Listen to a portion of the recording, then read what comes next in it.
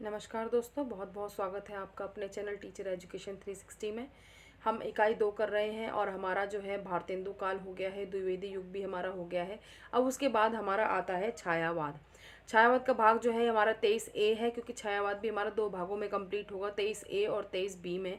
तो छायावाद की अगर हम बात करें तो छायावाद का जो समय काल है वो है सन 1918 से लेकर 1936 ईस्वी का समय काल है इसमें।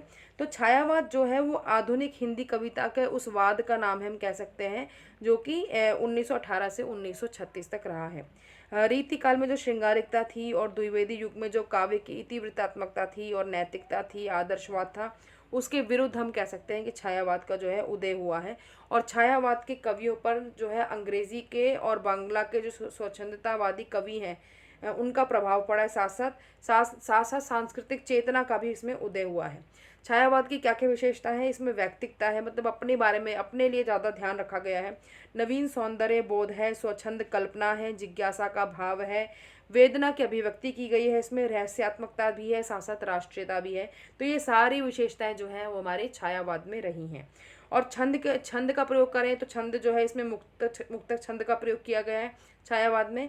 अलंकार में मानवीकरण अलंकारों का प्रयोग किया गया है। चित्रात्मक, लाक्षणिक, संगीतात्मक, बिंबात्मक, कोमल कांत, इस प्रकार की पदावली का प्रयोग करा गया है। तो ये सारी जो है कला विषयक जो हम कह सकते हैं विशेषताएं हैं इसके। तो छायावाद हमने देखा, छायावाद क्या है।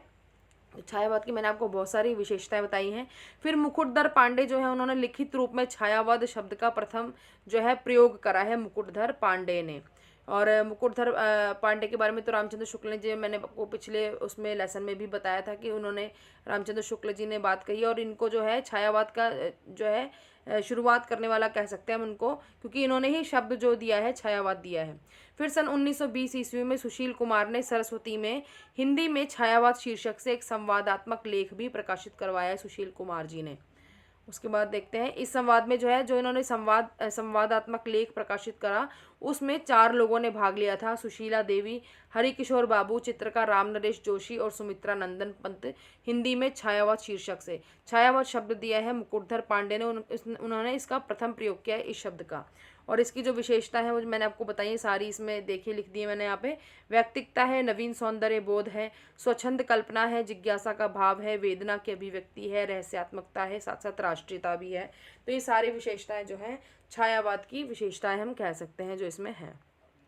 फिर छायावाद की विभिन्न परिभाषाएं दी है। आचार्य रामचंद्र शुक्ल कहते हैं छायावाद शब्द का प्रयोग 2 अर्थों में समझना चाहिए। एक तो रहस्यवाद के अर्थ में, जहां इसका संबंध काव्य वस्तु से, अर्थात जहां कवि उस अनंत और अज्ञात प्रियतम को आलंबन बनाकर अत्यंत चित्रमयी भाषा में प्रेम की अनेक प्रकार से व्यंजना करता है। छायावाद शब्द का दूसरा प्रयोग काव्य शैली या पद्धति विशेष के व्यापक अर्थ में है। तो छायावाद शब्द का इन्होंने 2 अर्थों में जो है 2 प्रयोग बताए हैं कि किस प्रकार से हम 2 शब्दों का छायावाद को 2 अर्थों में प्रयोग कर सकते हैं। एक तो रहस्यवाद लिया है इसके लिए छायावाद का अर्थ, दूसरा इसकी जो काव्य शैली या पद्धति है उसके बारे में इन्होंने 2 प्रकार से छायावाद का अर्थ जो है आचार्य रामचंद्र शुक्ल ने बताया है। फिर नंद दुलारे वाजपेयी कहते हैं कि मानव अथवा प्रकृति के सूक्ष्म किंतु व्यक्ति सौंदर्य में आध्यात्मिक छाया का भान मेरे विचार से छायावाद की सर्वमान्य व्याख्या हो सकती है। तो उन्होंने पूरी एक लाइन में दे दिया है कि मानव और प्रकृति का जो सूक्ष्म है किंतु जो व्यक्त सौंदर्य है उसमें आध्यात्मिक जो भाव है वो मेरे हिसाब से छायावाद है। तो नंद दुलारे वाजपेयी ये कह रहे हैं। फिर जयशंकर प्रसाद कहते हैं जब वेदना के आधार पर स्वानुभूतिमय अभिव्यक्ति होने लगे तब हिंदी में उसे छायावाद के नाम से अभिहित किया गया है। यानी कि स्वानुभूतिमय अभिव्यक्ति जो है वेदना के आधार पर है, उसको इन्होंने छायावाद कहा है। ध्वन्यात्मकता है, लाक्षणिकता है, सौंदर्य में प्रतीक विधान है, उपचार वक्ता के साथ स्वानुभूति की विवृत्ति छायावाद की विशेषता है। वही व्यक्तिकता वाली बात आ गई। लाक्षणिक शब्दों का प्रयोग है, सौंदर्य में प्रतीक विधान, प्रतीकों का प्रयोग किया गया है। तो सब जो ये सारे प्रयोग हैं छायावाद में प्रयोग किए जाते हैं। तो ऐसा जयशंकर प्रसाद जी कह रहे हैं। महादेवी वर्मा कह रही हैं छायावाद तत्वतः प्रकृति के बीच जीवन का उद्गीत है, उसका मूल दर्शन सर्वात्मवाद है। जहाँ मतलब आत्मा की बात करी गई है कि जहाँ पे है सब कुछ आत्मा ही है मनुष्य की, वो छायावाद है। प्रकृति के बीच में एक जीवन का उद्गीत है, यानी कि गाना है एक तरह का जीवन का, तो वो ही छायावाद है। महादेवी वर्मा जी ऐसा कह रही हैं। उसके बाद डॉक्टर नगेंद्र कहते हैं कि छायावाद स्थूल के प्रति सूक्ष्म का विद्रोह है। यानी कि स्थूल जो चीज़ होती है कॉन्क्रीट, जो हमें आंखों से नजर आती है, लेकिन सूक्ष्म चीज़ें वो होती हैं जो हम महसूस करते हैं, एब्स्ट्रैक्ट चीज़ जो बोलती है। तो स्थूल के प्रति सूक्ष्म का विद्रोह है, वे एक प्रकार की भाव पद्धति है और जीवन के प्रति विशेष प्रकार का भावनात्मक दृष्टिकोण है, एक छायावाद। डॉक्टर नागेंद्र की ये वाली जो डेफिनेशन है, परिभाषा है, बहुत ही इंपॉर्टेंट है, पेपर में कई बार आ चुकी है। फिर डॉक्टर रामविलास शर्मा कहते हैं कि छायावाद स्थूल के प्रति सूक्ष्म का विद्रोह नहीं रहा है, ये उसका उल्टा बोल रहे हैं, वरन थोथी नैतिकता है, रूढ़िवाद है, सामंती साम्राज्यवादी बंधनों के प्रति विद्रोह रहा है। परंतु यह विद्रोह मध्य वर्ग के तत्वाधान से हुआ था, इसलिए उसके साथ मध्य वर्गीय असंगति, पराजय और पलायन की भावना भी जुड़ी हुई है। मध्य वर्ग को इन्होंने कनेक्ट कर दिया है छायावाद से और कह रहे हैं छायावाद स्थूल के प्रति सूक्ष्म का विद्रोह नहीं है, ये दूसरे प्रकार का विद्रोह है जो मध्य वर्ग करता है, यानी कि मिडिल क्लास वाले लोग जो करते हैं वो विद्रोह है ये। तो डॉक्टर रामविलास शर्मा जो है वो बोल रहे हैं इस प्रकार से। फिर आगे देखते हैं, डॉक्टर नामवर सिंह कहते हैं छायावाद उस राष्ट्रीय जागरण की अभिव्यक्ति है जो एक और पुरानी रूढ़ियों से मुक्ति चाहता था, दूसरी ओर विदेशी पराधीनता से। तो ये मुक्ति के लिए जो भी करी गई क्रियाएं सारी जो है छायावाद के अंतर्गत आती हैं, डॉक्टर नामवर सिंह ये कह रहे हैं। और डॉक्टर रामस्वरूप चतुर्वेदी कह रहे हैं कि छायावाद मूलतः शक्ति काव्य है, पुनर्जागरण चेतना का व्यापक और सूक्ष्म रूप है और अपनी अर्थ प्रक्रिया में मानव व्यक्तित्व को गहरे स्तरों पर समृद्ध करता है। तो इस प्रकार से इनकी छायावाद की व्याख्या इस प्रकार से। तो सबकी अपनी अपनी व्याख्या छायावाद के लिए, बहुत सारे लोगों ने इसकी डेफिनेशन दी है और डॉक्टर नगेंद्र की बहुत ही इंपॉर्टेंट है जो पेपर में कई बार आ जाती है। फिर छायावाद के प्रवर्तक और प्रस्तुता कौन कौन से बताए हैं देख लेते हैं। आचार्य रामचंद्र शुक्ल ने कहा है कि मैथिली शरण गुप्त और मुकुटधर पांडे, मैंने बताया था ना कि इन्होंने इसको प्रवर्तक माना है इनका। आचार्य नंदुलाल वाजपेयी ने सुमित्रानंदन पंत को माना है प्रवर्तक, प्रभाकर माछियो ने माखनलाल चतुर्वेदी को माना है, इलाचंद्र जोशी और जो अन्य विद्वान उन्होंने जयशंकर प्रसाद को माना है। तो सबके अलग अलग अपने हिसाब से प्रवर्तक रहे हैं छायावाद के। अब हम देखते हैं छायावादी कवि कौन कौन से हैं। तो एक कवि चतुष्टय है, यानी कि 4 कवियों को हम मिला के कवि चतुष्टय बोलते हैं, जिसमें जयशंकर प्रसाद हैं, सुमित्रानंदन पंत है, सूर्यकांत त्रिपाठी निराला है और महादेव वर्मा है। ये चारों कवियों को मिलाने पर बनता है कवि चतुष्टय, यानी कि 4 कवियों का जो कहते हैं हम एक समूह है जो छायावादी कवि के अंतर्गत आता है। फिर वृहत्त्रय भी बोलते हैं, यानी कि छायावाद के 3 लोग जो हैं, जिसमें इसमें से ही 3 है जयशंकर प्रसाद, सुमित्रानंदन पंत, महादेवी वर्मा इसमें वृहत्त्रय में नहीं आएंगी। सुमित्रानंदन पंत और सूर्यकांत त्रिपाठी निराला इसको छायावाद के वृहत्त्रय बोलते हैं, यानी कि ब्रह्मा विष्णु महेश। ब्रह्मा जयशंकर प्रसाद के लिए प्रयोग करते हैं, सुमित्रानंदन पंत के लिए विष्णु और सूर्यकांत त्रिपाठी निराला के लिए महेश। ब्रह्मा विष्णु महेश वृहत्त्रय के अंतर्गत आते हैं। फिर छायावाद की एक लघुत्रय भी है जिसमें 3 वर्मा नाम के आते हैं, महादेवी वर्मा, रामकुमार वर्मा और भगवती चरण वर्मा। मतलब इस तरीके से इनका समूह बना दिया गया है छायावाद के अंतर्गत जितने भी ये कवि रहे हैं। फिर अब शुरुआत करते हैं, सबसे पहले जयशंकर प्रसाद जी से शुरुआत करते हैं। जयशंकर प्रसाद जी का जो समय काल है वो 1889 से 1937 ईस्वी है और ये प्रेम और सौंदर्य के कवि कहे जाते हैं। इनका जीवन दर्शन का जो मूल स्रोत है वो शैव दर्शन है। शैव दर्शन से इन्होंने जो अपनी सारे जितना भी इनका काव्य है वो लिया है, इन्होंने उसी को आधार बनाकर ये चले हैं।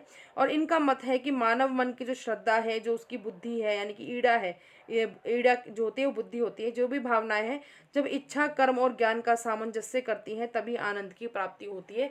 ये इनका एक जो शैव दर्शन का जो इनका आधार है वो यही है कि मानव मन की जो श्रद्धा है, बुद्धि और जो भावनाएं हैं, जब इच्छा कर्म और ज्ञान का सामंजस्य होता है उसके साथ में, तभी हमें आनंद की प्राप्ति होती है।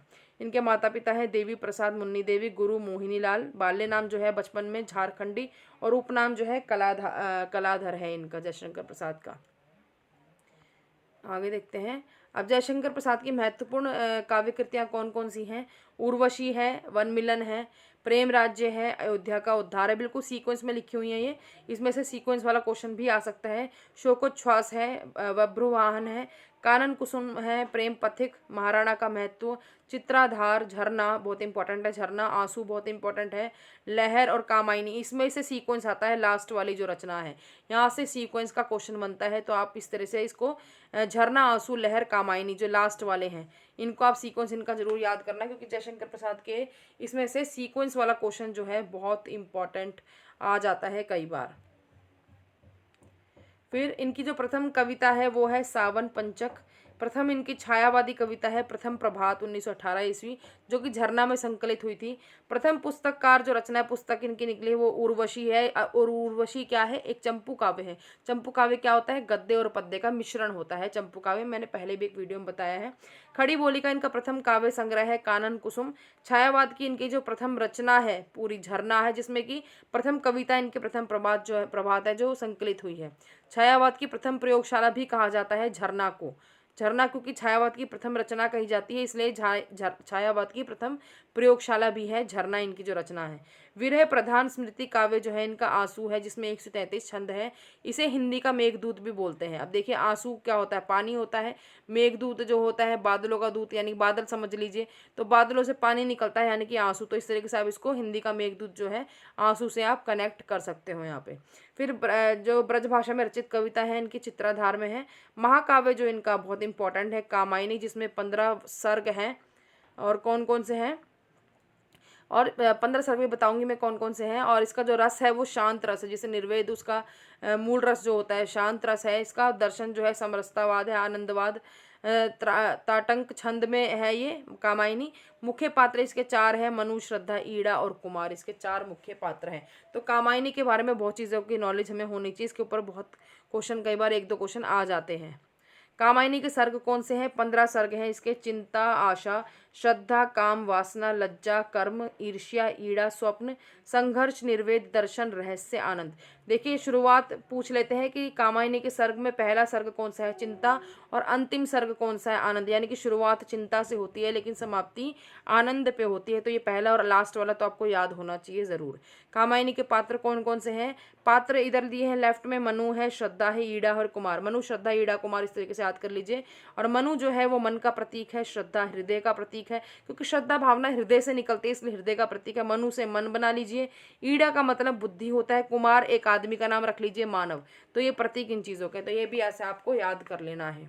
फिर आचार्य शांति प्रिय द्विवेदी ने कामायनी को छायावाद का उपनिषद कहा है। शांति प्रिय द्विवेदी ने कामायनी को क्या कहा है? छायावाद का उपनिषद, क्योंकि छायावाद की बहुत इंपॉर्टेंट जो है रचना है कामायनी जो है, इसलिए इसको छायावाद का उपनिषद कहा है इन्होंने। क्योंकि उपनिषदों को भी जो है अपनी एक जगह है हमारे कह सकते हैं जितने भी हमारे ग्रंथ हैं उसमें उपनिषदों की बहुत इंपॉर्टेंट जगह, इसलिए उसको इस तरीके से इन्होंने छायावाद का उपनिषद कह दिया है।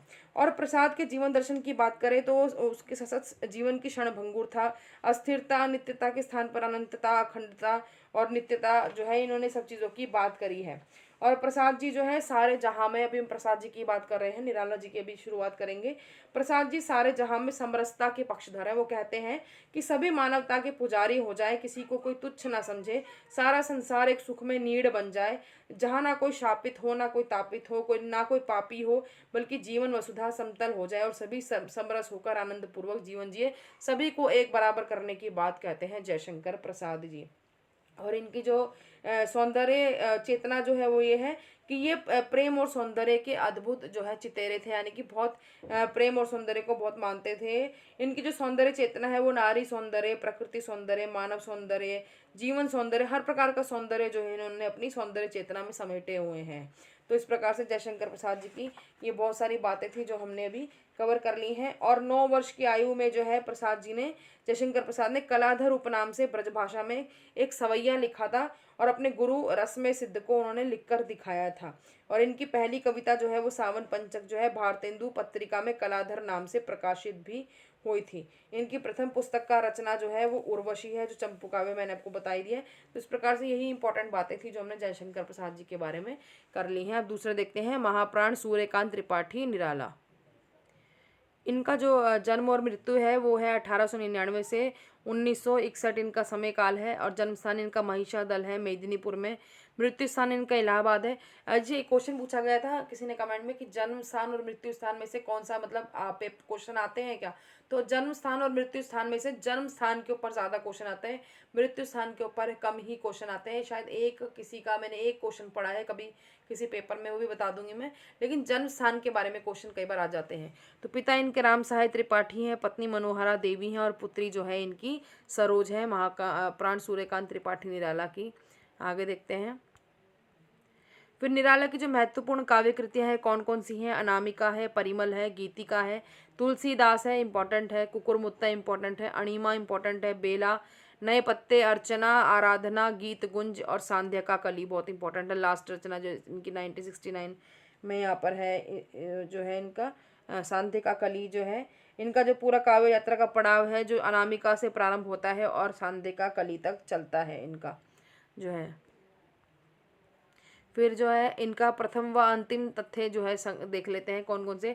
प्रथम संग्रह इनका जो है अनामिका है, अंतिम संग्रह जो है इनका सांध्य का कली है, प्रथम कविता जो है इनकी जूही की कली है 1916 ईस्वी, ये इंपॉर्टेंट है, और अंतिम कविता जो है पत्रोत्कंठित जीवन का विष बुझा हुआ है अंतिम कविता।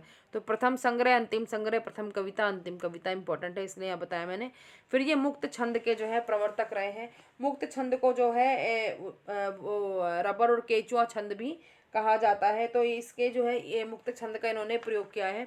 और निराला ने कवित्व को हिंदी का जातीय छंद कहा है, इंपॉर्टेंट है, कवित्व को हिंदी का जातीय छंद कहा है इन्होंने। फिर अनामिका व परिमल जो इनकी दो संकलित कविता है, उनमें भी किन किन कविताओं का संकलन हुआ है। अनामिका में सरोज स्मृति का संकलन हुआ, सरोज स्मृति बहुत इंपॉर्टेंट है। फिर सम्राट एडवर्ड के प्रति प्रेयसी राम की शक्ति पूजा, ये बहुत इंपॉर्टेंट है। फिर रेखा है, तोड़ती पत्थर सच है, तो ये सारी जो कविता है अनामिका में संकलन हुआ है इनका। परिमल में अधिवास है, जूही की कली है, ये इंपॉर्टेंट है, बादल राग, विधवा, भिक्षुक, संध्या सुंदरी और पंचवटी प्रसंग, तो ये सारी जो है परिमल में संकलित हुई है कविता। फिर जो सरोज स्मृति है जो वो हिंदी का सर्वश्रेष्ठ तथा प्रथम शोक गीत माना जाता है। सरोज जो थी वो इनकी बेटी थी, इन्होंने अपनी पुत्री जो सरोज है उसका ब्याह उसकी ब्याह मतलब शादी जिस ढंग से किया था उससे अनेक प्रकार के रूढ़ी विधान भी स्वयं टूट गए, और इन्होंने कहा कि हो गया ब्याह, ना कोई आत्मीय जन, ना कोई आमंत्रण, माँ की कुल शिक्षा मैंने दी, पुष्प सेज तेरी स्वयं रची। तो सरोज की जो इन्होंने जिस प्रकार से शादी करी है उसमें बहुत सारे रूढ़ी विधान जो है टूट गए हैं, यानी कि ऐसा ब्याह किया है मैंने जिसमें कोई आत्मीय जन नहीं है, कोई आमंत्रण नहीं है, माँ की जो शिक्षा है, क्योंकि इनकी माँ जो इनकी वाइफ थी, इनकी जो पत्नी थी उनकी जो है डेथ हो गई थी, और तेरे पुष्प से जो तेरी स्वयं रची, इस प्रकार से बोल रहे हैं।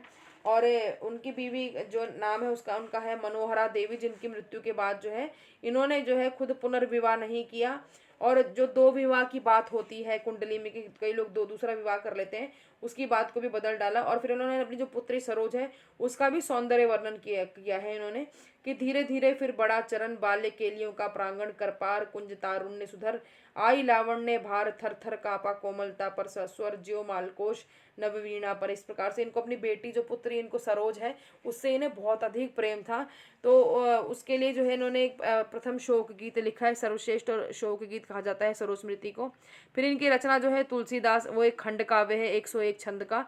और निराला जो है वो ओज, औदात्य व विद्रोह के कवि हैं। क्वेश्चन पूछ सकते हैं कि ओज, औदात्य व विद्रोह के कवि कौन रहे हैं, तो वो सूर्यकांत त्रिपाठी निराला है। और निराला जो है वो अकुंठ एवं व्यस्क, श्रृंगार, दृष्टि तथा तृप्ति के भी कवि हैं। फिर आचार्य शुक्ल बोलते हैं बहुवस्तु स्पर्शनी प्रतिभा निराला जी में है। बहुवस्तु स्पर्शनी मतलब है बहुत सारी वस्तुएं वो उनको स्पर्श कर सकते हैं, उनकी प्रतिभा इतनी ज़्यादा है, मल्टी टैलेंटेड पर्सनैलिटी कह सकते हैं इनको, क्योंकि निराला जो है एक निराले ही कवि थे जिनकी जो क्रांति भावना है वो अद्भुत थी। उनमें एक सामाजिक सांस्कृतिक दृष्टिकोण का भाव भी निहित था, जो कि एक और रूढ़ियों, अंध परंपराओं, समाज में जितने प्रकार के शोषण अत्याचार हैं उनका नाश करना चाहते थे, साथ साथ ये समाज में साम्यवाद की स्थापना भी करना चाहते थे।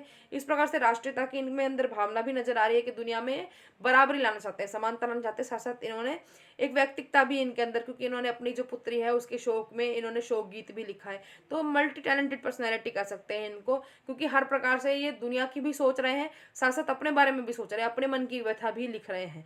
तो होता ना इंसान कई बार तो या तो पूरा समाज के लिए लूट जाता है या पूरा अपने अंदर व्यक्तिकता होती है, लेकिन इनमें दोनों ही प्रकार की क्वालिटी रही है। फिर आते हैं अब हमारे तीसरे हैं सुमित्रानंदन पंत। इनका जो समय काल है वो है इनका 1900 से लेकर 1977 ईस्वी है। जन्म स्थान इनका कोशानी अल्मोड़ा है। मृत्यु स्थान इनका इलाहाबाद है। बाल्य नाम इनका गुसाई दत्त है। प्रथम कविता इनकी जो है वो गिरजे का घंटा 1916 ईस्वी है। तो ये इनके बारे में तथ्य हैं ये वाले। सुमित्रानंदन पंत के बारे में।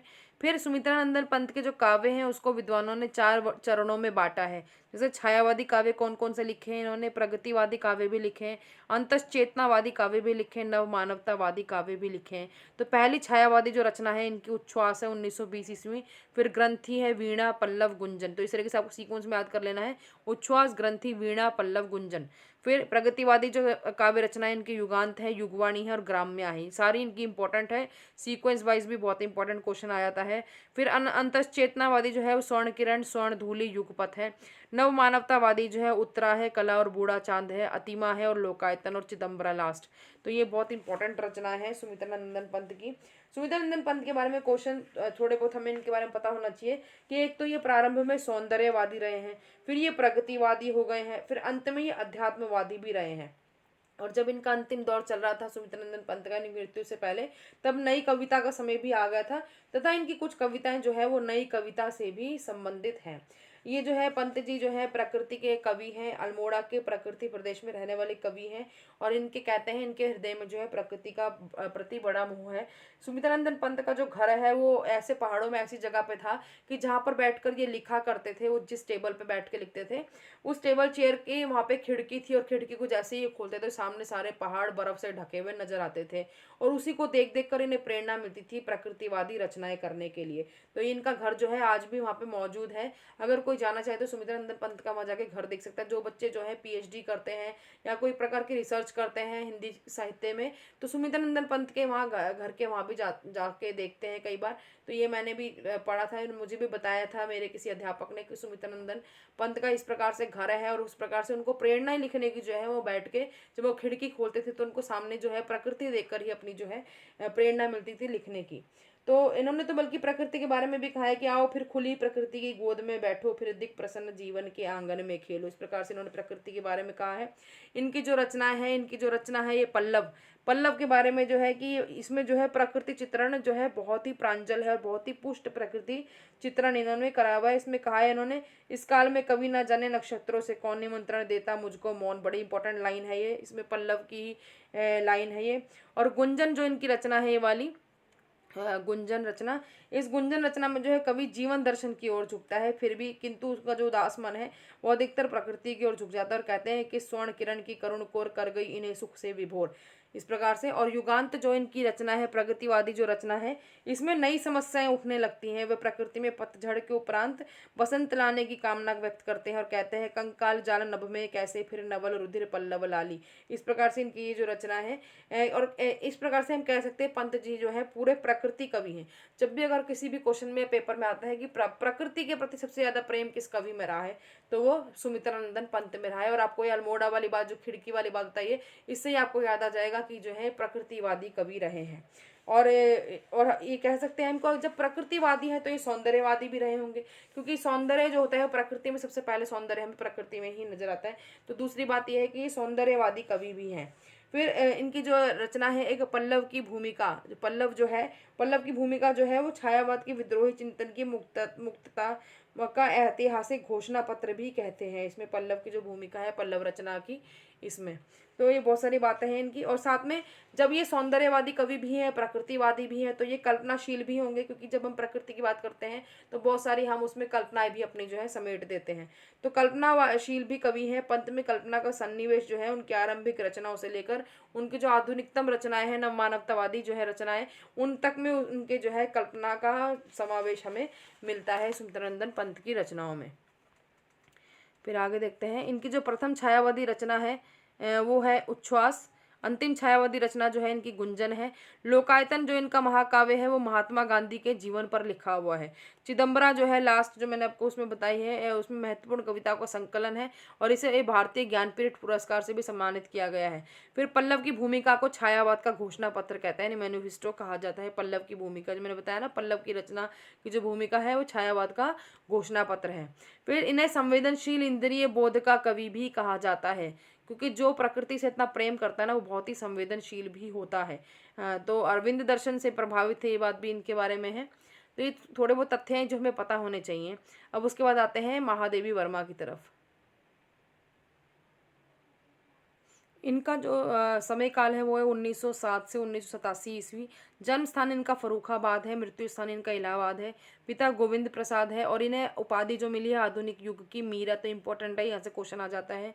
फिर हिंदी के विशाल मंदिर की वीणा पाणी भी इन्हें कहा जाता है, ये भी इंपॉर्टेंट है, हिंदी के विशाल मंदिर की वीणा पाणी इन्हें कहा जाता है। इनकी काव्य कृतियाँ कौन कौन सी हैं? इनकी काव्य कृतियाँ हैं निहार, रश्मि, नीरजा, सांध्य गीत, यामा, दीप शिखा, सप्तवर्ण वर्णा। तो निहार जो है वो महादेवी के 17 से 21 वर्ष की व्यय में रचित इस रचना में विस्मय है, जिज्ञासा है, वेदना की अभिव्यक्ति है और इसमें जो है कौतूहल मिश्रित जो है शब्दों के जो है प्रयोग किया गया है। दूसरी बात करते हैं हम रश्मि की। अनुभूति से अधिक चिंतन की प्रधानता है इसमें, भूमिका में दुख है, इसमें वेदना है, ब्रह्म जीव मुक्ति है, अमरता है और बहुत सारे दार्शनिक पक्षों पर इन्होंने विचार किया है। नीरजा जो है उसमें जो है वेदना की अभिव्यक्ति है, छायावादी और रहस्यवादी जो है विशेषताएं हैं। इनका सांध्य गीत जो है वो अंतर्मुखी चिंतन और आत्मस्थ भाव वाला लिए हुए हैं। फिर इनकी जो यामा रचना है इसमें निहार, रश्मि, नीरजा और सांध्य गीत के गीतों का संकलन किया गया है। चारों जो गीत है उनका संकलन किया गया, 185 गीत हैं। उसके बाद इनकी आती है दीप शिखा जो है, इसमें अति बौद्धिक दार्शनिकता है, रहस्यानुभूति है इसमें दीप शिखा में। और फिर उसके बाद आता है इनका सप्तपन्ना जो कि ऋग्वेद के मंत्रों का हिंदी काव्यानुवाद इसमें किया गया है और 32 काव्यानुवादों का संकलन किया गया है। तो इनकी काव्य कृतियाँ और भी हैं। इनके अतीत का चलचित्र है, इसमें 11 रेखा चित्र है। फिर श्रृंखला की कड़ियाँ हैं, स्मृति की रेखाएं हैं, पथ के साथी हैं, मेरा परिवार, शरणदा, महादेवी का विवेचनात्मक गद्य। तो इसमें और भी इम्पोर्टेंट जो है वो भी हैं। अतीत के चलचित्र हैं, स्मृति की रेखाएं लिखी नहीं मैंने, अतीत के चलचित्र है, श्रृंखला की कड़ियाँ, स्मृति की रेखाएं और पथ के साथी, चार और भी इम्पोर्टेंट है तो ये बता दी मैंने। फिर बौद्ध दर्शन से प्रभावित रहे हैं, रहस्यवादी कवित्री रही हैं। इनके अंदर जो है रहस्यवाद बहुत ज़्यादा है इनके अंदर। और हम कहते हैं ना कि जिस प्रकार निराला जो थे उनके काव्य में पौरुष था, प्रखरता थी, प्रसाद के काव्य में शिवत्व था, शैव दर्शन से प्रभावित थे वो।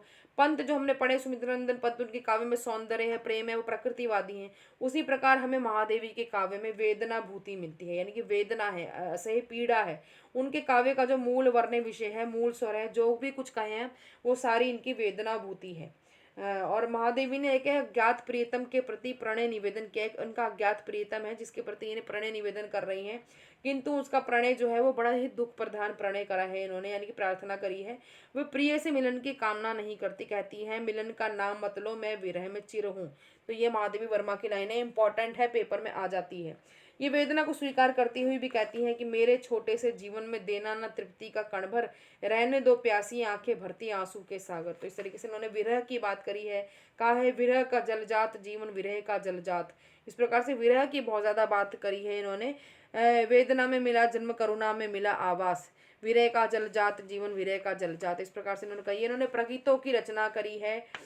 मेनली छायावादी कवियों ने मुख्यतः प्रगीत ही लिखे हैं, तो इन्होंने भी प्रगीतों की रचना करी है। फिर इनका एक रहस्यवाद जो है, महादेवी का जो रहस्यवाद है वो दार्शनिक रहस्यवाद कहा जाता है। इसके अंतर्गत जो है इन्होंने विरह, मिलन, जिज्ञासा जो है 3 स्थितियों का वर्णन किया है इन्होंने। विरह भी है, मिलन भी है और जिज्ञासा भी है। विरह का जलजात जीवन विरह का जलजात बहुत इंपॉर्टेंट है ये। वेदना में जन्म, करुणा में मिला आवास, इस प्रकार से बात करिए। फिर इन्होंने जो है प्रतीक विधान भी किया है, प्रतीकों का प्रयोग भी करा है अपनी कविता में। तो इस प्रकार से इनका जो है काव्य की पूरा इनका जो प्रिय प्रतीक है वो दीपक और बादल है, जिसका प्रयोग ये अपनी कविताओं में करती हैं, प्रतीक दीपक और बादल। इनकी ब्रजभाषा और आरंभिक खड़ी बोली की कविताओं का संकलन जो है सन 1984 ईस्वी में प्रथम आयाम जो है उस शीर्षक से प्रकाशित हुआ था। आगे देखते हैं।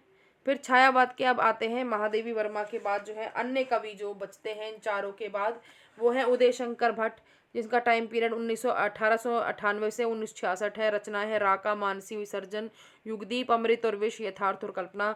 मोहनलाल महतो वियोगी 1899 से 1990, निर्माल्य, एक तारा, कल्पना। फिर लक्ष्मी नारायण मिश्र 1903 जन्म है इनका, अंतर जगत इनकी रचना है। फिर डॉक्टर राम कुमार वर्मा इंपॉर्टेंट है, 1905 से 1990, रूप राशि, निशीथ, चित्ररेखा, आकाशगंगा, अनुभूति, अंतर्ध्वनि। फिर गोपाल सिंह, जनार्दन प्रसाद झा द्विज, की रचनाएं हैं ये अनुभूति और अंतर्ध्वनि, यहाँ तक थी इनकी, डॉक्टर रामकुमार वर्मा की।